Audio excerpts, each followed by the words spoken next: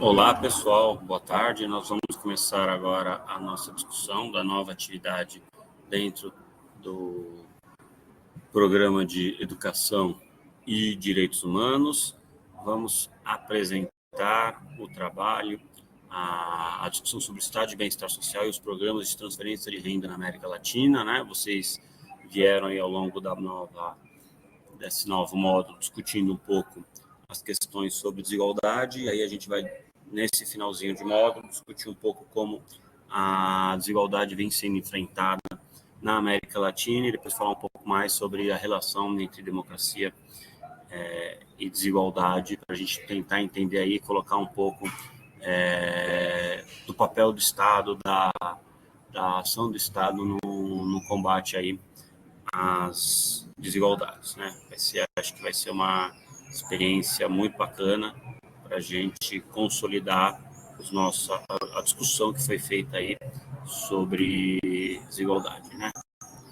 Então, vamos começar aqui com a nossa discussão para pensar o papel do Estado de Bem-Estar Social e os programas de transferência de renda na América Latina, né? Essas atividades,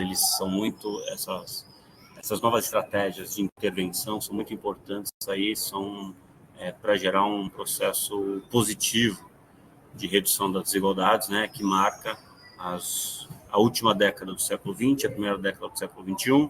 Nessa crise da segunda década, desses 15 últimos anos, há uma patinação maior, né, dessas políticas, com as crises econômicas e políticas que atravessaram a região.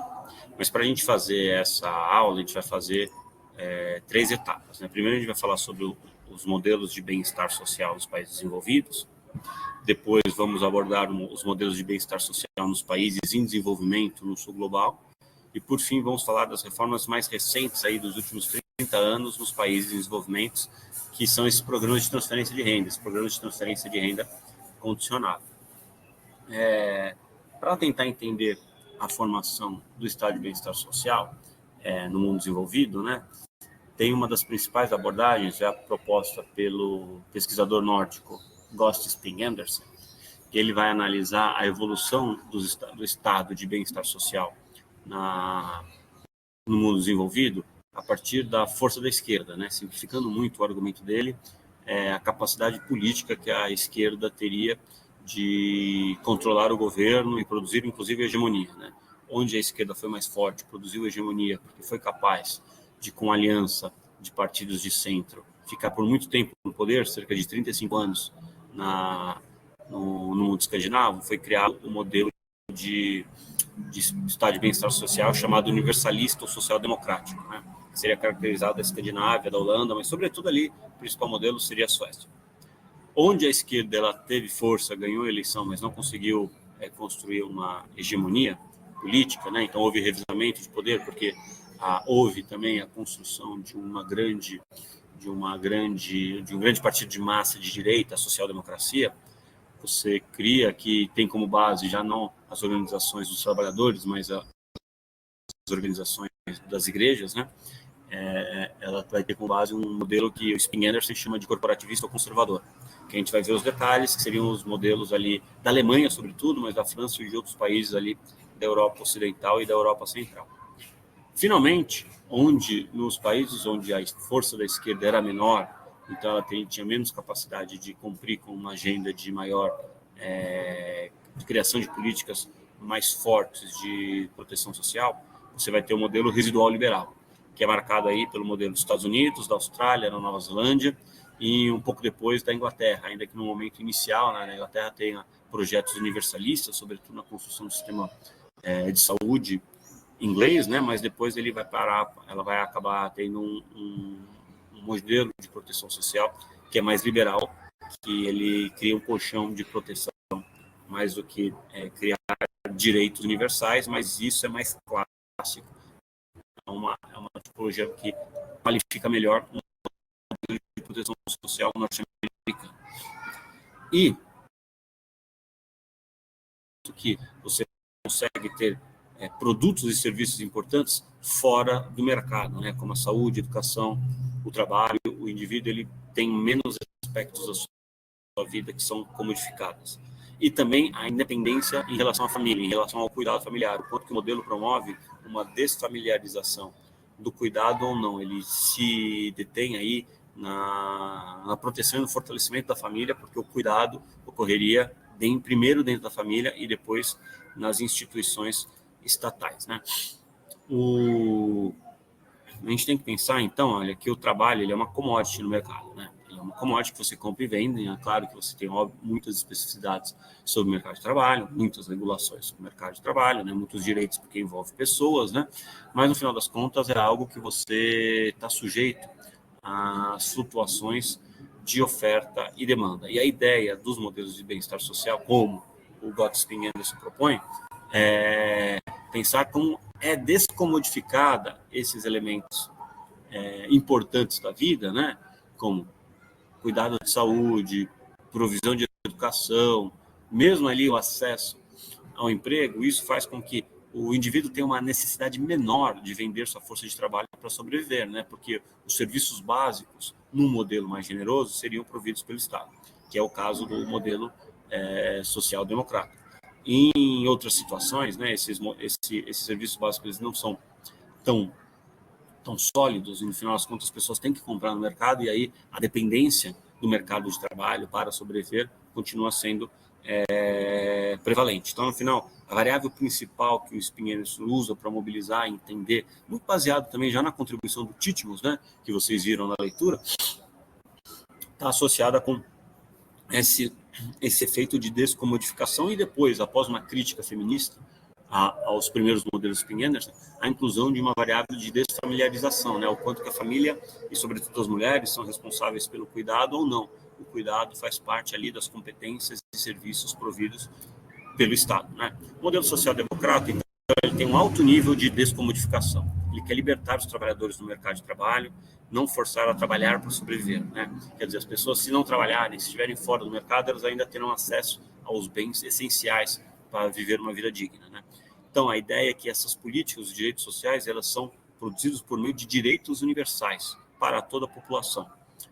Não seriam aí pacotes de benefícios específicos criados por governo. O acesso aos bens básicos baseado na ideia de cidadania e não no desempenho de um mercado.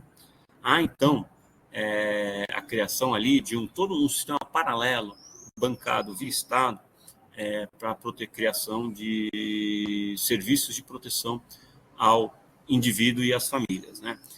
Esse projeto só teve sucesso porque foi conseguido construir politicamente uma coalizão entre os partidos vinculados ao trabalho, os movimentos operários aí mais tradicionais do surgimento da esquerda, e partidos de camponeses livres, né? O Partido Rural, que era uma característica dessas sociedades escandinavas, né? Que eram democracias rurais, né? E essas democracias rurais, então, possibilitaram uma aliança entre os partidos dos camponeses livres, que não seriam grandes proprietários, mas na verdade seriam microproprietários, e os trabalhadores, criando uma aliança vermelha-verde, que criou hegemonia, né? Em alguns países ficaram 30, em outros países 35 anos, então tiveram tempo para construir estados de bem-estar social bastante sofisticados, né? E, no segundo momento, com a entrada das mulheres no mercado de trabalho, também uma desfamiliarização das relações de cuidado, né? Uma independência das relações familiares, né? Um serviço provido pelo Estado. As mulheres, na verdade, elas trabalham muito, na maior parte das vezes, maior concentração, né? Nesses serviços próprios construídos pelo Estado, né? Então, o ingresso das mulheres no mercado de trabalho se dá por meio dessas próprias atividades estatais que foram construídas para a provisão das políticas de proteção social, de forma que uma pessoa doente ela não dependa do cuidado familiar, ela vai depender do cuidado ofertado pelas instituições criadas pelo Estado, né, pelos serviços criados pelo Estado. Já no modelo liberal, você tem um trabalho que é muito dependente do mercado. Você tem uma organização da sociedade essencialmente via mercado. A ideia central é que você vai comprar esses serviços dentro do mercado e somente nas situações na qual você não consegue comprar esses serviços no mercado que o Estado vai prover benefícios para os indivíduos, né? Na verdade, há um processo de estigmatização dos beneficiários, né? Porque os benefícios eles são destinados para aqueles que têm incapacidade de sobreviver no mercado, e não por um direito de cidadania. Se a gente pensar a ideia do Bolsa Família no Brasil, que é um programa residual, que você, para receber esse benefício, tem que comprovar que você é pobre, que você tem essa necessidade, né?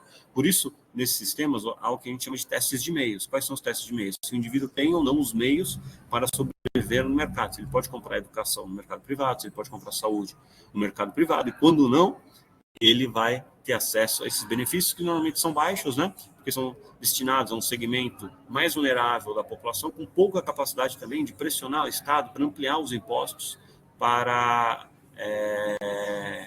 criar benefícios mais abrangentes para os indivíduos. O outro lado também é bem importante, é que é a estigmatização dos beneficiários, né? Um benefício ele é definido, então, pela incapacidade de sobreviver no mercado. Define-se, então, uma solidariedade essencialmente individualista, né? Como, então, se o sistema de proteção social ele fosse focado na construção de uma rede mínima de proteção. Abaixo daquela rede mínima que demarca o limite da dignidade, os indivíduos não passam. O Estado ele entra em campo e ele provê esse tipo de serviço. Mas, acima desse limite da dignidade, as pessoas devem encontrar os serviços de saúde, educação, de direito ao emprego no mercado de trabalho de maneira mais livre, de maneira mais individualista, né? E, por fim, nós temos o modelo, que seria um ponto médio entre esses dois, né? No qual, na história do Spin-Enders, ele é resultado na própria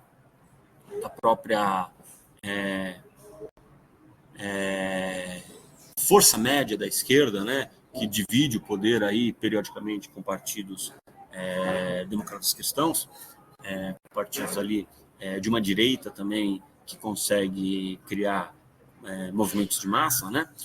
Que são partidos que eles vão ter um nível médio de proteção, vão garantir um papel da subsidiariedade, né? Que a decisão deve ser tomada no nível mais baixo possível. E quem é o nível mais baixo possível de proteção? As famílias dentro do sistema. Então, todo o sistema ele não vai estar focado no indivíduo pobre ou no indivíduo cidadão, e sim nas famílias. O indivíduo pobre seria modelo liberal, indivíduo cidadão, modelo social-democrata. Aqui não, seria as famílias, você vai criar pacotes de proteção. As famílias, sobretudo, focando no pai provedor, no male breadwinner, né? No homem que provê para a família. Então, ele será o titular dos benefícios e, a partir do apoio social prestado a esse indivíduo, você vai prestar o serviço para as famílias, né? Você não tem aí uma desfamiliarização do cuidado, você não tem uma estrutura social que garante, facilita a entrada da mulher no mercado de trabalho, tanto que na situação de pleno emprego ali entre 60 e 70 na Europa, a solução adotada para superar os desafios do pleno emprego, a escassez de mão de obra, é a migração, não é a incorporação da mulher no mercado de trabalho, né? Na Escandinávia é a incorporação da mulher no mercado de trabalho, né? E esses benefícios eles vão variando de acordo com a capacidade contributiva do indivíduo. Então, você tem uma socialização de riscos de maneira desigual. Você tem um programa mais amplo, sobretudo durante a época de pleno emprego. Na Europa, você tinha uma universalização dessa proteção, mas essa proteção ela é estratificada, ela mantém as hierarquias tradicionais existentes na sociedade. Se você for pensar um modelo aí do sistema de proteção social brasileiro, seria mais ou menos como se estrutura o sistema de previdenciário, né? No qual você tem pacotes diferentes de benefícios de acordo com a capacidade contributiva e a situação do indivíduo no mercado de trabalho, né? Servidores militares, servidores do judiciário, servidores públicos teriam pacotes mais abrangentes, né? Militares, judiciários e servidores públicos nesse sentido. Servidores do mercado privado tem um outro tipo de pacote de benefícios, né? Os trabalhadores, servidores do trabalho privado, e os trabalhadores do mercado informal teriam um pacote muito menos amplo de benefícios. Aí até gera uma tensão em relação a esse modelo hierárquico conservador, porque a ausência de formalização do mercado de trabalho na América Latina impede que, por meio do pleno emprego, você tenha a universalização dos benefícios, o que era diferente da Europa, porque você não tinha um campo de trabalho informal muito menor nesse momento. Esse debate vai mudar um pouco mais a partir dos anos 2000, com a globalização, com o surgimento da economia de serviços, onde você aumenta um pouco o nível de informalidade no mercado de trabalho europeu, mas a gente não está pensando aí nesse modelo tradicional de organização teórica dos modelos de bem-estar que foi proposta pelo Spin Anderson, né? E um ponto importante que a base desse modelo, então, é o seguro social, é a seguridade social, não é assistência social, não é a criação de serviços conectados com a cidadania, e define uma solidariedade essencialmente marcada pela família, com benefício centrado no chefe da família.